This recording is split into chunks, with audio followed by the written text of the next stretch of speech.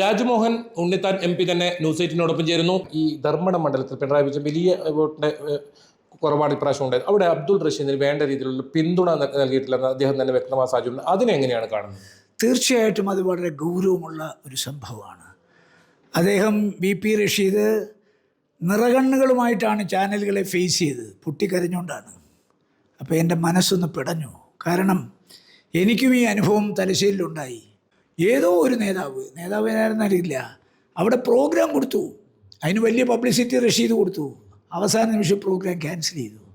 ഒന്ന് ആലോചിച്ച് നോക്കുക അദ്ദേഹത്തിൻ്റെ വേദന.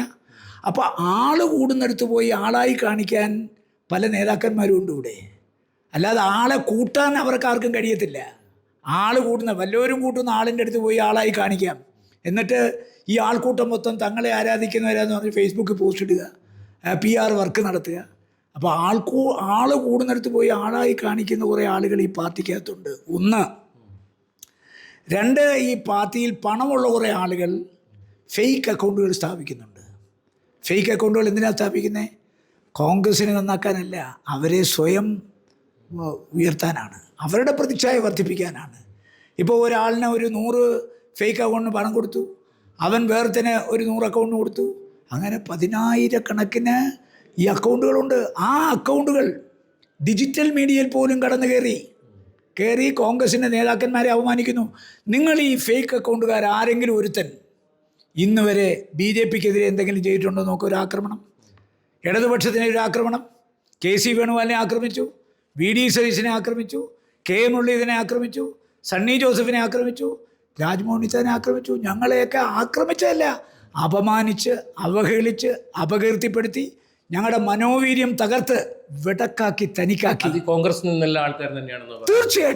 തീർച്ചയായിട്ടും കുറേ റിയൽ രാഷ്ട്രീയക്കാരുണ്ട്, കുറേ ഫേക്ക് അക്കൗണ്ടുകാരുണ്ട്. അവരുടെ ഉദ്ദേശം പാർട്ടിയെ വളർത്തലല്ല, പാർട്ടിയുടെ പ്രതിച്ഛായ വർദ്ധിപ്പിക്കലല്ല. അവൻ്റെ കൂടൊന്നും ഒരു പാർട്ടി പ്രവർത്തനവും ഇല്ല. അവൻ ഈ ഫേക്ക് അക്കൗണ്ടിലൂടെ, അതാ ഞാൻ പറഞ്ഞു, ഒരു കാര്യത്തിൽ ഞാൻ പറഞ്ഞല്ലോ, ഈ സോഷ്യൽ മീഡിയ ചോദിച്ചാൽ ആര് മുഖ്യമന്ത്രിയെന്ന് ചോദിച്ചാൽ ആരാകുമെന്ന് ഞാൻ പറഞ്ഞ ഓർമ്മയുണ്ടല്ലോ. അതാണ് ഞാൻ പറഞ്ഞത്. അത്തരക്കാർ കോൺഗ്രസിനൊരു വലിയ ശാപമാണ്. അവരെ കണ്ടുപിടിച്ച് അവരെ നിയന്ത്രിച്ചില്ലെങ്കിൽ ഈ പാർട്ടിയെ കൊണ്ടേ അവർ പോകത്തുള്ളൂ. അതായത് ഒരു ശുദ്ധി കലശം അത്യാവശ്യമാണ്. കാരണം ജനങ്ങൾ അത്രത്തോളം വലിയ അംഗീകാരമാണ് ഇപ്പോൾ നൽകിയിരിക്കുന്നത്. തീർച്ചയായിട്ടും അത്തരം പുഴുക്കുത്തുകളെ കണ്ടുപിടിച്ച് ആ പുഴുക്കുത്തുകൾ കോൺഗ്രസിനകത്ത് നുഴഞ്ഞു കയറാനുള്ള അവസരങ്ങൾ നിഷേധിക്കപ്പെടണം. റീൽസ് രാഷ്ട്രീയമല്ല. പണ്ട് സോണിയാഗാന്ധി നമ്മുടെ രാജസ്ഥാനിൽ നടത്തിയ ഒരു പ്രസംഗം, എന്താണ് കോൺഗ്രസിൻ്റെ ഈ അപജയത്തിന് കാരണം? ജനങ്ങളുമായിട്ടുള്ള ബന്ധം നഷ്ടപ്പെട്ടു, വീടുകളുമായിട്ടുള്ള ബന്ധം നഷ്ടപ്പെട്ടു. അത് പുനഃസ്ഥാപിക്കാത്തടത്തോളം കാലം കോൺഗ്രസിന് ഇന്ത്യയിൽ അധികാരത്തിൽ വരാൻ പറ്റില്ലെന്ന് സോണിയാഗാന്ധി പ്രസംഗിച്ചു നമ്മുടെ ക്യാമ്പിൽ, രാജസ്ഥാൻ ക്യാമ്പിൽ. വളരെ കറക്റ്റല്ലേ? വീടുകളുമായിട്ടൊരു ബന്ധവുമില്ല, ജനങ്ങളുമായിട്ട് ബന്ധവുമില്ല. ഈ ഫേക്ക് അക്കൗണ്ടുകളും സോഷ്യൽ മീഡിയ കൊണ്ട് ജീവിക്കുന്ന കുറേ രാഷ്ട്രീയക്കാരുണ്ട്. അവരുടെ സാമ്രാജ്യം എന്ന് പറയുന്നത് വീടുകളും ജനങ്ങളുമല്ല, ഈ ഫേക്ക് അക്കൗണ്ടുകളും റീൽസുകളും അതുപോലെ PR വർക്കും മാത്രമാണ്. ആ PR വർക്കിലൂടെയുള്ള ഈ കുമിളകൾ, ഇതൊക്കെ നാളെ പൊട്ടിപ്പോകുന്നതാണ്.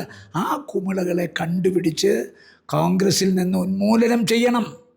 ചെയ്തില്ലെങ്കിൽ ഈ റഷീദ് പറഞ്ഞ കാര്യങ്ങൾ സംഭവിക്കും. മനസ്സിലായി? അദ്ദേഹത്തിൻ്റെ ദുഃഖം ഒരു തീരാ ദുഃഖമാണ്. അത് കേട്ടപ്പോൾ എൻ്റെ മനസ്സ് പിടഞ്ഞു. അതുകൊണ്ടാണ് ഞാൻ പ്രതികരിക്കുന്നത്. ഞാനും തലശ്ശേരി മത്സരിച്ചാണ്. ധർമ്മട വന്ന തലശ്ശേരിയുടെ ഭാഗമായിരുന്നു, ഇപ്പോൾ പുതിയ മണ്ഡലമാണ്. പക്ഷേ ഒന്നുകൂടെ ശ്രദ്ധിച്ചിരുന്നെങ്കിൽ അദ്ദേഹം ജയിക്കുമായിരുന്നു. ഇപ്പം കോൺഗ്രസിനകത്തുള്ള വലിയ തോതിലുള്ള ശുദ്ധി കലശം ആവശ്യമാണെന്നും അദ്ദേഹം പറഞ്ഞു വെക്കുന്നുണ്ട്. KB Baiju, news 18, Kasaragod. കൂടുതൽ വാർത്തകൾക്ക് news 18 Keralam YouTube channel subscribe ചെയ്യുക.